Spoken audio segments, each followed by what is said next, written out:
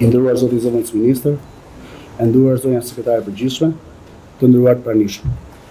Sot është një ditë e rëndësishme për Agjencinë e Mbikëqyrjes Policore dhe për vetë marrëdhënien ndërmjet qytetarëve dhe institucioneve të zbatimit të ligjit. Kam kënaqësinë sot të prezantoj një aplikacion të ri mobil për raportimin e ankesave, e cila quhet Agjencia Digjitale, e cila shënon një hap të ri drejt transparencës, fuqizimit të mekanizmave të mbikëqyrjes publike nëpërmjet një platforme të re dhe inovative.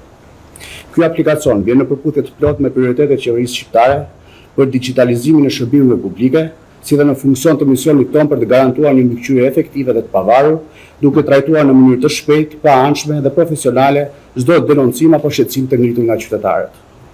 Krahas metodave të kontaktit që agjencia sot kanë përdorim, siç është linja e gjelbër, websajtet, rrjetet sociale dhe numri jon WhatsApp, tashmë me disa klikime të thjeshta qytetarët mund të raportojnë veprime të pahishme, abuzime apo tejkalime kompetencave në kohë reale. Gjithashtu mund bashkëngjisin materiale provuese, foto, video apo dokumenta të tjera.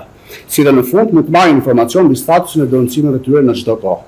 Pra është një proces i thjeshtë, i sigurt dhe i besueshëm, duke garantuar gjithashtu ruajtjen e plotë të anonimatit për çdo qytetar që zgjedh të mbetet i paidentifikuar.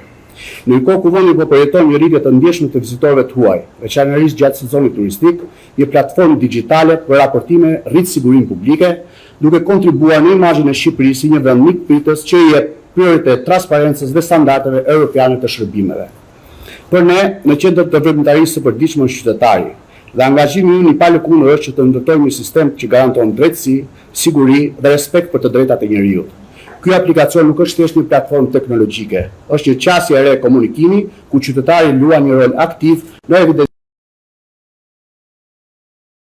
dhe parandalimin e shkeljeve nga ana e punonjësve të policisë shtetit, gardës së publikës dhe shërbimit gjafikës. Ne jemi të vetëdijshëm që bësimi ndërtohet në kohë përmes veprimeve konkrete. Me këtë hap besojmë se po japim qytetarëve një mjet real për të reaguar, për të kërkuar llogari dhe për kontribuar në një shoqëri më të drejtë, më të sigurt dhe me institucione që shërbejnë me dignitet publikut. Së fundi, më lejoni të ftojmë gjithë qytetarët të bëjnë pjesë aktive e këtij procesi, duke ndërtuar një model të ri bashkëpunimi, ku fjala e çdo qytetari dëgjohet, respektohet dhe sjell ndryshimin. Faleminderit. Përshëndetje të gjithëve. Të nderuar përfaqësues të CITAP-it, të nderuar drejtuesi i AMP-s, zëvendës ministër, sekretare e përgjithshme, të nderuar pjesëmarrës. Në një shoqëri demokratike dhe të drejtë, siguria nuk mund të ndërtohet pa besimin qytetar. Nga ana tjetër, të gjithë jemi të vetëdijshëm se besimi nuk fitohet me fjalë, por me vepra konkrete. Sot jemi këtu për të ndarë me ju një hap të rëndësishëm për forcimin e marrëdhënies mes qytetarit dhe institucioneve të rendit dhe sigurisë publike. Një hap që vjen jo vetëm si përgjigje ndaj nevojës dhe transparencës, por si një pjesë e vizionit qartë për një shërbim më të përgjegjshëm dhe pranë qytetarit. Javën e kaluar, bashkë me Ministrën e Turizmit Zonjën Kumbaro, vizituam dhe inspektuam në Vlorë, Himar, të gjithë shërbimet e policisë dhe të Agjencisë Bregdetit.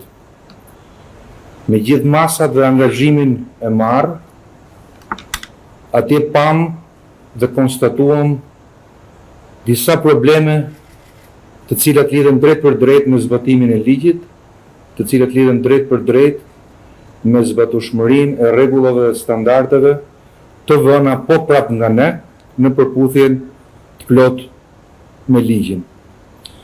Aty konstatova një ashtu quajtur nxitje, presion pozitiv i strukturave të AMP-s ndaj punonjësve të policisë në respektim të ligjit dhe në përputhje me aktet ligjore.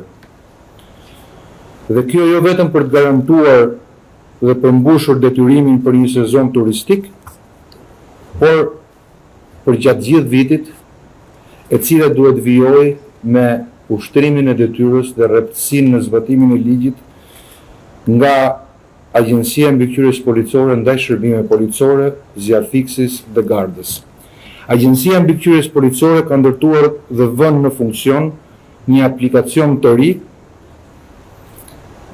mobil me emrin Agjencia Digjitale, që ofron qytetarëve një mjet të ri të drejt për drejt, të thjesht për të raportuar çdo shkelje apo abuzim nga ana punonjësve të policisë, Gardës së Republikës, po ashtu dhe zjarfiksit pra 3 autoritete të cilat monitorohen nga kjo agjenci.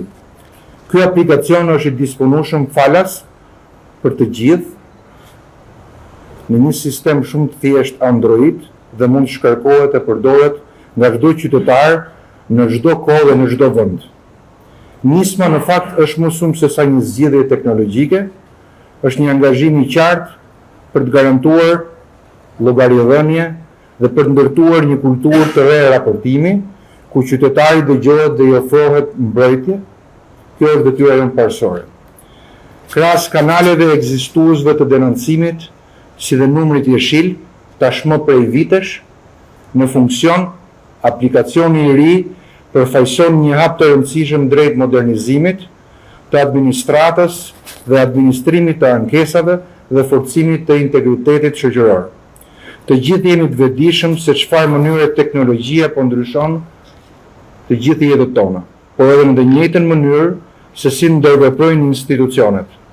Kjo risi është në përputhje plot me strategjinë e digitalizimit të qeverisë shqiptare dhe përforcon përpjekjet tona për ta bërë qeverisjen më të hapur, më transparente dhe llogaridhënëse, duke fuqizuar qytetarin me mjetet konkrete për të raportuar pa frikë në anonimat të plot, ne i mbyllim rrugën abuzimeve, dërgojmë një sinjal shumë qartë në uniformat e policisë që detyra e tyre është vetëm për të shërbyer dhe jo për të abuzuar. Dhe se askush nuk është mbi ligjin.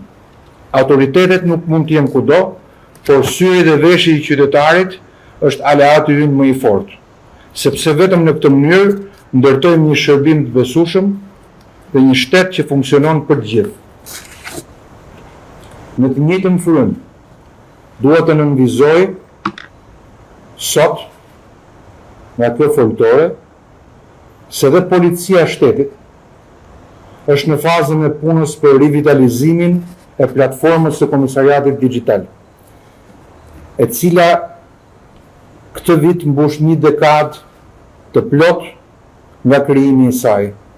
Përmes kësaj platforme janë trajtuar mijëra denoncime, ankesa dhe shqetësime qytetare, duke dëshmuar se kur krijohen kanale të drejt për drejta për të besueshmëri dhe komunikimi, qytetarët nuk ngurojnë të kontribuojnë në sigurinë dhe drejtësinë në vend.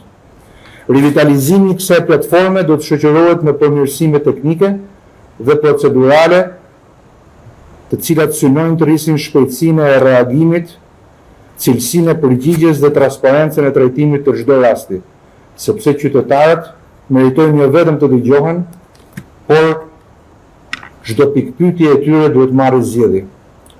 Kjo është rruga që kemi zgjedhur në vizionin Shqipëria 2030, me shumë transparencë, më shumë llogaridhënie, më shumë ndërveprim me publikun. Në të gjitha këto për të ndërtuar një marrëdhënie të re besimi ndërmjet qytetarëve dhe institucioneve në vend. Edhe në sondazhin e fundit, policia renditet tek institucionet më të besuara. Po kjo punë duhet forcuar dhe rezultatet duhet konsoliduar përmes shembujve pozitiv e të përditshëm. Nuk mund të ketë siguri pa drejtësi dhe nuk mund të ketë drejtësi pa besim. Besimi lind nga vullneti për të vënë e përmirësuar dhe për të treguar të përgjegjshëm përpara qytetarëve tanë. Sot, përmes këtij aplikacioni të ri dhe përmes forcimit të platformave ekzistuese, dërgojmë një mesazh të qartë se Shqipëria dhe në Shqipëri nuk ka vend për abuzim, me uniformën, me ligjin dhe me detyrën. Nuk ka vend për pandëshkueshmëri, nuk ka vend për heshtje përballë padrejtësive. Vetëm përmes këtij bashkëpunimi, qytetarët e ndërgjegjshëm dhe institucionet të përgjegjshme mund të ndërtojnë një të ardhme më të sigurt dhe më të mirë për të gjithë ne. Faleminderit.